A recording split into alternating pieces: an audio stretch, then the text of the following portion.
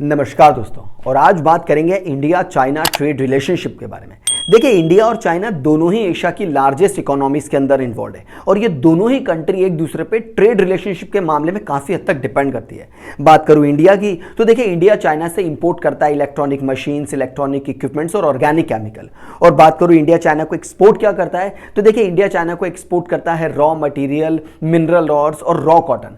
इसी के साथ ये दोनों ही कंट्री ट्रेड रिलेशनशिप में काफी हद तक मजबूत रिलेशन रखते हैं और इनकी इस मजबूत रिलेशन को इस बात से समझा जा सकता है कि दोनों कंट्री के बीच में तकरीबन $100 बिलियन का ट्रेड डेवलप किया जाता है। लेकिन यह सबसे इंपॉर्टेंट सवाल यह आया कि इंडिया किस पर्टिकुलर कंट्री के साथ अपने ट्रेड रिलेशन को डेवलप कर रहा है। एक ऐसी कंट्री जो आए दिन हमारे इंडिया के साथ बॉर्डर कॉन्फ्लिक्ट में इन्वॉल्व रहती है, एक ऐसी कंट्री जिसकी वजह से ग्लोबल इश्यूज हो जाते हैं, एक ऐसी कंट्री जिसकी वजह से सुपर पावर अमेरिका को भी अपनी पॉलिसी के अंदर चेंज करना पड़ता है। उस कंट्री के साथ इंडिया अपनी ट्रेड रिलेशनशिप को डेवलप कर रहा है। तो यहां से सबसे इंपॉर्टेंट बात यह है कि इंडिया के पॉलिसी मेकर को यहां पे सबसे बड़ा चेंज इंडिया की इकोनॉमी के अंदर लाना चाहिए कि भारत को चाइना के ऊपर जो डिपेंडेंसी है वो खत्म करनी चाहिए। इंडिया को सेल्फ रिलायंट इकोनॉमी बनाना चाहिए, वो भी उस समय में जब इंडिया ने अपनी इकोनॉमी को 5 ट्रिलियन इकोनॉमी बनाने का विजन फिक्स कर लिया है। और इस विजन को पूरा करने के लिए इंडिया अपनी इकोनॉमी को एक्सीलरेट कर ही रहा है, नए नए बिजनेस मॉडल लेकर आ रहा है, अच्छा खासा बजट लेकर आ रहा है, कई सारी अपॉर्चुनिटीज लेकर आ रहा है। उस टाइम पीरियड में इंडिया को सेल्फ रिलायंट बनने की हिम्मत दिखानी चाहिए